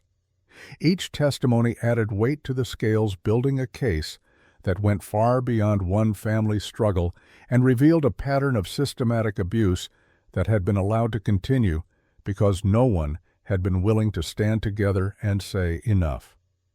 Tailwind stood and spoke last, her voice steady despite the emotion beneath it. 2 years ago, my husband Dakota was taken by Brennan's men. They said it was temporary, that he would return. He never did. I have spent these years believing he abandoned us, that he chose to leave rather than stay and fight. But the truth is darker. Brennan killed him. Killed him for refusing to give up land that held silver, for standing in the way of greed. My husband died protecting what was ours, what should belong to our daughters. Today I claim that land legally and publicly, and I dare Brennan to challenge that claim in the light instead of through violence in the dark. The gathering applauded a sound that started tentatively but grew to something fierce and determined, the sound of people who had decided that fear was no longer acceptable, that submission was no longer inevitable. And that was when they heard the horses. The sound came first, the rhythm of many animals moving together, the jingle of tack, and the creak of leather carrying clearly in the afternoon stillness. The crowd inside the church grew quiet tension, replacing the brief surge of courage reality, asserting itself in the form of armed men who answered to a man with no conscience and fewer scruples. James moved to the door, positioning himself where he could see but not present a clear target if it came to shooting. He counted quickly. 15 riders moving in loose formation. At the front rode a man on a black stallion that probably cost more than most people in Fort Apache earned in a year. Silas Brennan. He was a man in his mid-40s, lean and weathered, with iron-gray hair and cold blue eyes that measured everything in terms of profit and loss, advantage and weakness. He wore a long black coat despite the heat, and his right hand rested casually near the pistol at his hip, a gesture both relaxed and threatening.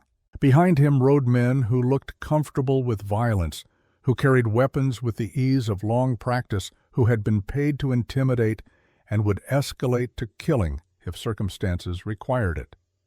Brennan reined in his horse about 20 yards from the church and surveyed the gathered crowd with an expression that managed to convey both amusement and contempt. "Well," he said, his voice carrying easily across the distance, "quite the congregation you have assembled. I had no idea so many people cared so deeply about land rights and legal procedures."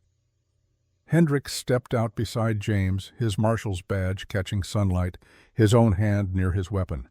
"Brennan, you are not welcome here. These people are exercising their legal right to assemble and petition for justice." Justice, Brennan tasted the word like something bitter. An interesting concept. "Tell me, Marshal, where was justice when this Apache woman squatted on land that rightfully belongs to those willing to develop it properly? Where was justice when her husband stole from my mining operation he did not steal? Tailwind called out, stepping forward despite James's instinct to keep her back, to keep her protected. He found silver on land that has belonged to his family since before your country existed. You murdered him because he would not give you what you wanted. Brennan's eyes focused on her with the intensity of a predator identifying prey. You have no proof of that. You have speculation and grief and a widow's desperation to blame someone for her circumstances. James spoke then, his voice hard and flat. We have the cart with your company name. We have the location of the mine on her land. We have a witness who has confessed to participating in last night's abduction attempt on your orders. We have enough proof to see you hanged, Brennan. For the first time, something flickered in Brennan's expression. Not fear exactly, but calculation, reassessment, the recognition that this situation was more complicated than he had anticipated. You have nothing that will stand up in any court that matters, he said, but with less certainty than before. Nothing that will convince a judge to side with an Indian against a citizen of means and reputation. Perhaps not, Sarah Mitchell called out, stepping forward to stand beside Tailwind in a gesture of solidarity that carried more power than words. But we have the truth, and we have witnesses, and we have the will to keep fighting until that truth is heard. You may have money and lawyers, but we have numbers and righteousness. Brennan's jaw tightened, his hand moving incrementally closer to his pistol. Righteousness does not stop bullets. Neither does arrogance, James replied evenly. You are outnumbered, Brennan. Look around. 40 people here, all watching, all ready to testify about what happens next. You draw that gun, you give the order to your men to fire, and even if you kill some of us, you will hang for it. The territorial governor will not be able to ignore mass murder witnessed by this many people. Brennan glanced at his men, and James saw what he had hoped to see: uncertainty in some of their faces, the odds calculating in their minds. The realization that the easy intimidation they had expected was not materializing the way it should. One of his riders, a younger man with a scar across his left cheek, spoke up. Boss, this is not what we signed on for. This is too public, too many witnesses. Another nodded agreement. I will ride for wages. I will fight when fighting makes sense. But I will not commit murder in front of half a town for any amount of money. One by one, riders began peeling away from Brennan's group. 6 of the 15 wheeled their horses and departed, leaving him with less than half his original force, and the slow realization that power built on fear only worked when people stayed afraid. Brennan sat his horse in silence for a long moment, rage and calculation fighting for dominance across his features. When he finally spoke, his voice carried forced calm that barely masked the fury beneath. This is not over. The land claim can be challenged in territorial court. Your marriage can be investigated for legitimacy. I have resources and time and patience. I will win because I always win.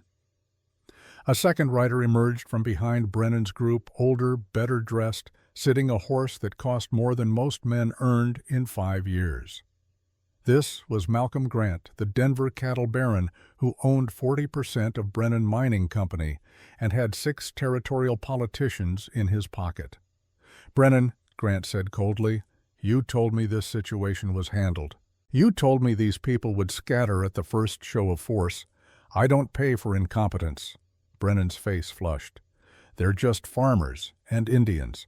One more push, and you'll have a massacre witnessed by 40 people, Grant interrupted, which means federal investigators, which means my investments are exposed. You've failed, Silas. Clean this up legally or you're on your own. Grant wheeled his horse and rode away, taking 3 more of Brennan's men with him. The power structure had just collapsed in public, and everyone watching understood what it meant. Then let us make it official, Hendricks said. If you believe you have legal standing, challenge the claim in court. File your objections through proper channels. Stop hiding behind threats and hired guns, and face this in the light of law. Brennan's smile was cold and sharp. Oh, I will. And when I have exhausted every legal avenue and still find myself opposed, then we will revisit this conversation under different circumstances." He turned his horse and departed, his remaining men following the threat hanging in the air long after the sound of hoofbeats faded into distance. The crowd exhaled collectively, tension releasing like a drawn bowstring finally allowed to rest.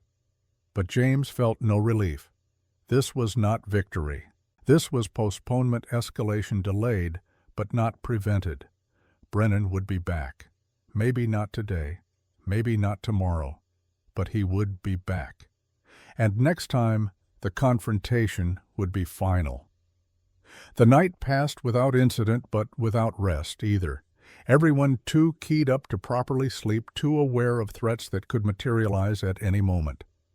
When dawn finally broke, James found himself exhausted but clear-headed, his mind already working through next steps and necessary preparations. The night after the public confrontation was quiet. Too quiet. James knew that kind of silence, the kind that preceded violence rather than peace. They returned to their land 3 days later with Cale and 4 men from Fort Apache who had volunteered to help with construction. The cabin was half built, the foundation solid, the walls rising. Brennan came at dawn on the 4th day. 12 men hired guns from Tucson professionals who fought for money and asked no questions. They came fast and hard, catching the camp as the sun broke the horizon. The battle lasted 8 minutes. 8 minutes of gunfire and chaos and decisions made in fractions of seconds that determined who lived and who died.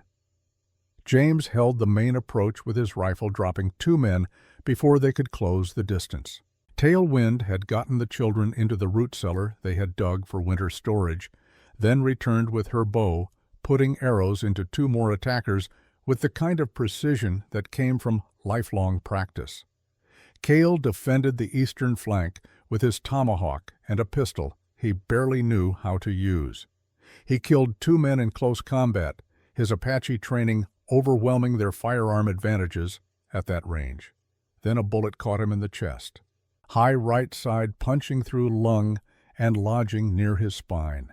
He went down, but kept fighting, kept moving, kept placing himself between the attackers and the root cellar where the children hid. His last act was pushing James out of the line of fire from a man who had flanked their position, taking a second bullet that should have killed James instead. When it was over, 6 of Brennan's men were dead. 3 had fled wounded. Brennan himself had escaped, realizing too late that hired guns fought for wages, but family fought for everything, and that made all the difference. Cale died as the sun fully cleared the horizon, Tailwind holding his hand. James kneeling beside him, blood soaking into the earth he had come to protect. "Tell Dakota," Cale whispered, his voice barely audible. "Tell him I finally did something worthy of our name. Tell him I died protecting his family." "I will," Tailwind promised, tears streaming down her face. "You died a warrior. You died with honor. Dakota would be proud." Cale smiled slightly, squeezed her hand once, and was gone. They buried him that afternoon in a spot Tailwind chose carefully, a rise overlooking the valley where the cabin stood. Later, when they found Dakota's unmarked grave 20 miles south, they moved his remains to rest beside his brother. 2 men reunited in death as they had been separated in life, both having died protecting the land and family they loved. Marshal Hendricks arrived 6 hours after the battle, bringing news that Brennan had fled the territory, entirely abandoning his ranch in the night with only his 2 most loyal men. James felt something settle in his chest. Fled. That was admission of guilt, more powerful than any confession. A man with nothing to hide did not run. And they found something. Hendricks continued, pulling a folder from under his arm. Records. Detailed records of every illegal transaction, every bribe paid, every threat made going back 7 years. The man was meticulous to the point of self-incrimination. He documented everything, probably as leverage against people who might turn on him. But those documents are now evidence that will put him away for decades if we can catch him. Tailwind absorbed this news with careful neutrality. So he runs, and we wait for him to be caught, always wondering if today is the day he returns for revenge. Not necessarily, Hendricks replied. With the evidence we have, the territorial government has issued a warrant for his arrest. Every lawman from here to California will be watching for him, and with his resources frozen pending investigation, he has lost his primary weapon. He is just another fugitive now, and fugitives rarely last long in this territory. It was not complete closure, but it was more than they had dared hope for days ago. The immediate threat had been neutralized. The land claim was secure. They had allies who would continue fighting on their behalf. Over the next several days, they remained in Fort Apache, giving statements to territorial investigators, providing testimony that would build the case against Brennan whenever he was eventually captured. The twins adapted to town life with surprising ease, discovering the novelty of school and other children and structures that did not require constant vigilance. But James could see the longing in Tailwind's eyes, the way she looked toward the horizon, where their land waited, where her husband's memory still lived in the earth and stones. On the 5th day, he made the decision. "We go home tomorrow," he said. "We have done what we needed to do here. Now we build the life we fought for." The twins whooped with joy at the news, their excitement infectious and pure. Little Bird danced in circles, singing a wordless song of happiness that made the adults smile despite their exhaustion. Tailwind simply nodded, but her eyes showed relief and gratitude, the sense that something essential was finally being returned to her after being held hostage by circumstance and fear. Saturday, October 24th, 1878. The ride back to Cottonwood Flats felt different than the journey away had felt. Then they had been fleeing toward uncertain protection. Now they were returning as a family legally recognized with documentation and allies, and the weight of law backing their claim. The camp appeared untouched exactly as they had left it. The scatter pattern they had created still intact, no signs of intrusion or tampering. But instead of simply resuming their old patterns, James had other plans. "We build something permanent," he announced, "a real house. Something that can withstand weather and time, and declares to anyone who sees it that we are not temporary, not squatters, but owners who intend to stay." The twins looked at each other with expressions that carried hope and excitement in equal measure. "A real house," Aida asked, "with walls and a roof that does not leak." "With walls and a roof that does not leak," James confirmed. "And beds for everyone, and a kitchen where your mother can work without bending over a fire on the ground. And windows with glass so you can see out, but the wind cannot get in." Cale had become part of their small community before his death, bringing skills and knowledge that enriched everything. He had known construction techniques James did not understood how to work with the land rather than against it. His sacrifice had made their survival possible. The twins thrived in ways that broke James's heart with their beauty. Aida, no longer needing to be the constant strategist, began to show signs of the child she had not been allowed to be. She laughed more freely, played instead of planned, asked questions driven by curiosity rather than survival necessity. Chenoa, relieved of constant vigilance, discovered a talent for drawing and would spend hours sketching the landscape, capturing the desert's harsh beauty with surprising skill that suggested she saw the world differently than most people saw patterns and meanings others missed.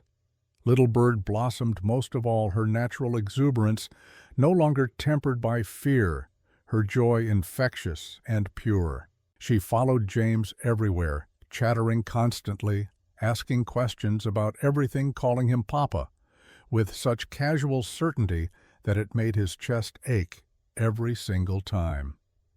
Tailwind blossomed as well. With James sharing the burden of protection, she could finally be more than just guardian and provider.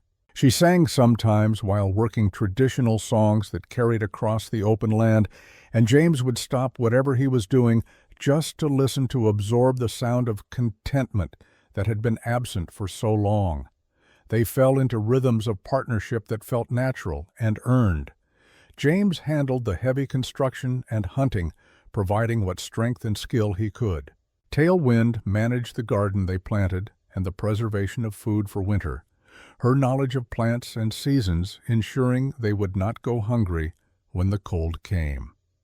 The twins contributed according to their strengths, Aida helping James with mathematical calculations for construction, her sharp mind grasping concepts that took adults years to master.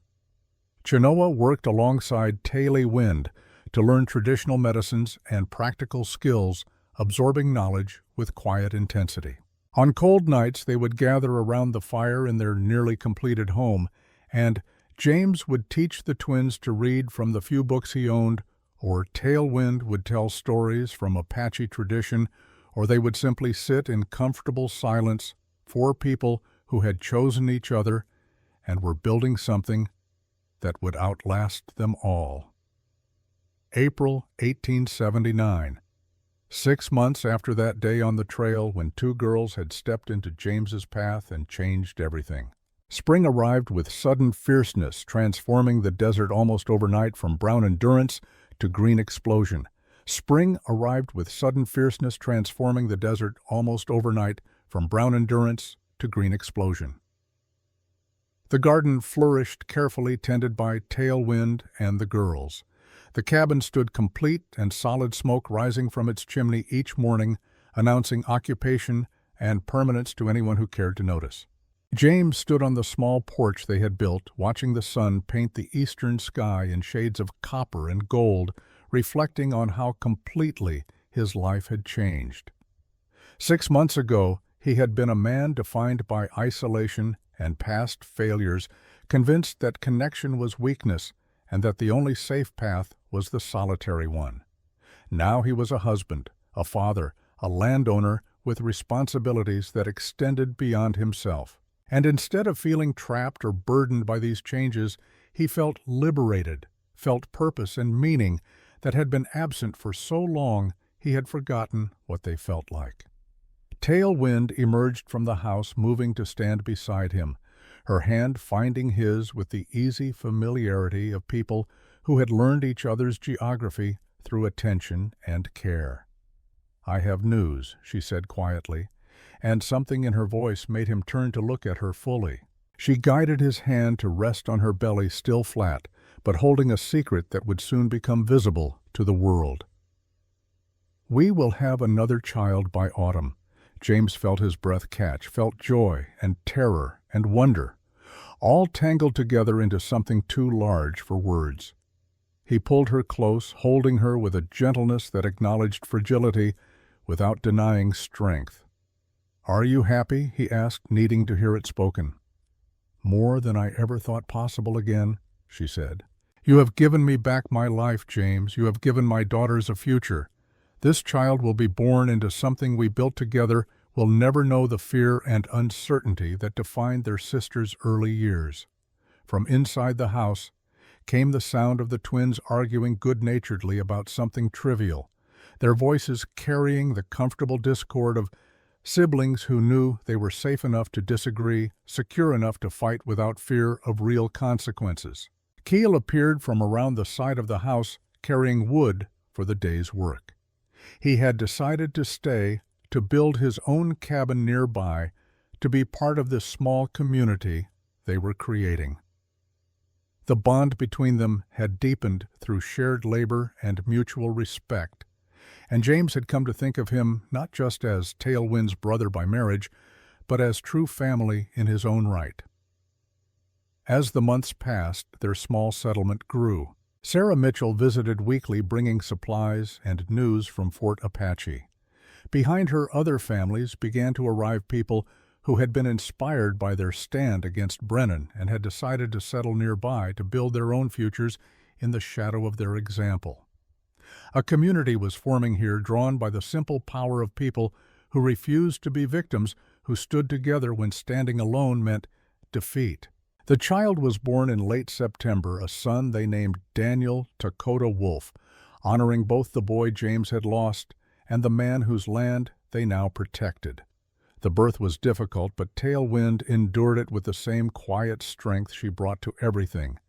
And when she finally held the baby in her arms, James saw in her face a peace he had not known she was capable of achieving. The years that followed brought their own challenges and triumphs. The silver mine was worked carefully and ethically, providing income, but never at the cost of the land or the people. Workers were paid fair wages. Apache and white laborers worked side by side. The wealth generated stayed in the community rather than flowing to distant investors. In 1885, 7 years after that first meeting on the trail, they built a school on their property. Tailwind and Aita taught there, educating 23 students of mixed backgrounds, breaking down barriers through knowledge and stubborn insistence that all children deserved learning regardless of heritage. Chenoa graduated from medical school in Denver in 1891, of the first Apache women to achieve that distinction. She returned to practice in Fort Apache, her clinic always busy with people who trusted her skill more than they feared difference, who understood that healing transcended the arbitrary divisions people created to separate themselves from each other. Aida married in 1896, choosing a man of mixed Apache and Irish heritage who shared her passion for education and justice. They continued her mother's work, expanding the school, building bridges between communities that had been taught to mistrust each other. Little Bird, who grew into a woman of remarkable grace and compassion, became a nurse and worked alongside her sister, Chenoa. The two of them creating a medical practice that combined traditional Apache healing wisdom with modern techniques, proving that different knowledge systems could complement rather than contradict each other. The silver mine eventually depleted, as all mines do, but the ranch sustained them through cattle and agriculture, through careful stewardship of land that had been entrusted to their care. The lessons Dakota had died protecting were passed down through generations, honoring his sacrifice by building something worthy of that cost. March 1918. 40 years after two girls stepped onto a dusty trail and chose a stranger to save their family. James Wolfe sat on the porch of the house that had grown from that original cabin, now 75 years old, his hair white, his movement slower, but his eyes still sharp and his mind still clear. His granddaughter Anna, 18 years old and preparing to leave for the war in Europe, had asked him about courage, about how a man faces the kind of fear that makes your bones feel hollow. And he had told her the story, all of it, the isolation and the grief. The two girls who had seen something in him he had not seen in himself. The woman who had taught him that strength came from connection rather than separation, the community that had stood together when standing alone would have meant defeat. Now, as the story wound to its close, Anna sat quietly beside him, processing everything she had heard, trying to understand how the broken man in the beginning had become the grandfather she had always known, steady and certain and surrounded by family that stretched across 3 generations. "What happened to Brennan?" she asked finally. James smiled slightly. He was caught 2 years later in California, tried for murder and fraud and a dozen other crimes. The evidence Hendricks found in his office was damning. He died in prison in 1895, a broken man who had built an empire on sand and watched it crumble when people stopped being afraid of him. And grandmother Tailwind. She is inside making dinner for 30 people who will arrive tonight for the monthly family gathering. At 95 years old, she still runs this household, and everyone in it knows better than to argue with her about it. Anna smiled at that, having experienced her grandmother's formidable will on numerous occasions. She stood and walked to the edge of the porch, looking out at the land that had been fought for and defended and built upon for 4 decades. "The fence you mentioned at the beginning," she said, "the one that still stands. Can I see it?" James rose slowly, joints protesting after too many years and too much hard work, and led his granddaughter to the property line where a fence marked the boundary between what was theirs and what belonged to the wind. It was weathered the wood gray and worn maintained, but showing its age. On one of the posts was a small plaque placed there 20 years earlier, when the community had celebrated the ranch's anniversary. The inscription read, "Built 1878 by James Wolfe and Tailwind," not for what it keeps out, but for what it protects within. Anna traced the letters with her finger, feeling the weight of history and sacrifice and love that had gone into every board, every nail, every decision to stay when leaving would have been easier. "I am scared, Grandpa," she said quietly. "Scared I will not come back from the war. Scared I will let people down the way you thought you let those 5 soldiers down." "How did you face that fear?" James put his arm around her shoulders, felt her lean into him the way she had done as a small child seeking comfort. "Fear is companion, not enemy," he said. "Your grandmother taught me that. She said courage is not the absence of fear. It is deciding that something matters more than your fear. You fight for a future someone built for you. You fight to protect what is inside the fence, not because the fence is strong, but because you choose to make it strong by defending it." He paused, looking out at the land that had given him back his life, at the house full of children and grandchildren who existed because 2 girls had been brave enough to ask a stranger for help, and he had been desperate enough to say yes. "The fence still stands, Anna. Not because the wood is stronger than other wood. Not because the builder was better than other builders. It stands because we chose to protect what was inside it. That choice echoes through generations. That is legacy. That is love. That is all any of us leave behind." Anna nodded slowly, absorbing this, letting it settle into the places where fear lived. They walked back to the house together as the sun set behind them, painting the sky in shades that would have looked exactly the same 40 years ago when this all began. Inside, Tailwind was indeed preparing dinner, directing a small army of children and grandchildren with the same calm authority she had once used to manage a desperate camp of survivors. She looked up when James and Anna entered, her dark eyes still sharp, still seeing everything. She smiled at her husband across the chaos of family, a smile that carried 40 years of partnership and struggle and triumph and loss and joy all woven together into something that had outlasted every challenge thrown against it. James smiled back, feeling the same thing he had felt that first morning when he woke up and found he had stayed instead of leaving, when he realized that running had stopped working, and maybe, just maybe, staying was worth the risk. That night, surrounded by family, listening to children playing and adults laughing, and the comfortable noise of people who belonged to each other, James understood with absolute clarity that every choice, every risk, every moment of courage or fear or doubt had led to this moment, to this life, to this family. And it had been worth it. Every single second had been worth it. "The fence still stands," he thought, as he drifted toward sleep in the chair by the fire. Tailwind's hand in his, their children and grandchildren, moving around them like water around stones that had stood firm for so long they had become part of the landscape.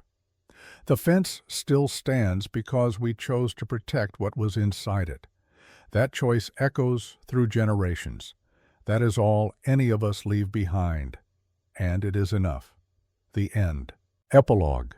The final years. James Wolfe died in the spring of 1919 at the age of 77, surrounded by family, his hand clasped in Tailwind's. His last words a quiet thank you to the woman who had given him a second chance at life when he thought all chances had been exhausted. He was buried under the cottonwood tree that marked the place where Kayleigh had found Dakota's remains. All 3 men together, now brothers in spirit, if not blood, united by the women they had loved and the land they had protected. Tailwind lived another 26 years, active and sharp-minded, until the very end, finally passing in 1945 at the age of 95. She was surrounded by 14 grandchildren and 31 great-grandchildren, all of them bearing some trace of her strength, her wisdom, her refusal to break when breaking would have been easier. The ranch remained in the family, passed down through generations, who understood that land was not just property, but responsibility, not just wealth, but legacy. In 1985, 107 years after two girls stepped onto a dusty trail and chose a stranger to save their family, the ranch still stood. Fourth-generation Wolfs ran it, now great-great-grandchildren of James and Tail Wind, who had never known them in life, but knew them through stories passed down like sacred texts. The original cabin had been preserved as a historical landmark protected by the state of Arizona as a site of cultural significance. The silver mine, long since depleted, had been sealed and marked with a plaque honoring Dakota's discovery and sacrifice. Every October, on the anniversary of that first meeting, more than 100 descendants gathered at the ranch for what they called Fence Day. They came from across the country, doctors and teachers and ranchers and soldiers, Apache and white, and every mixture between all of them carrying some genetic echo of the choice two broken people had made to build something together.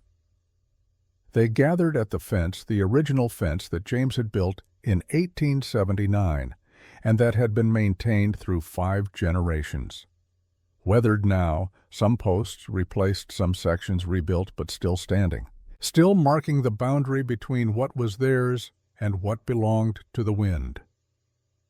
On the corner post, maintained and repainted every decade, was the plaque that had been placed there in 1918, built 1878 by James Wolfe and Tail Wind, not for what it keeps out, but for what it protects within.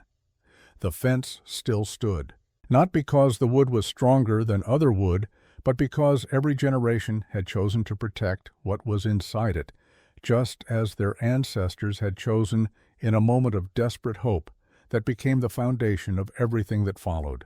In 1985, more than a century after it all began, descendants still gathered there annually, more than 100 strong, to remember the two girls who had chosen a stranger, the stranger who had chosen to stay, and the woman who had taught them all that the fence stands not because it is strong, but because we choose to protect what is inside it.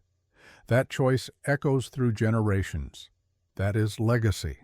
That is all any of us leave behind, and it is enough.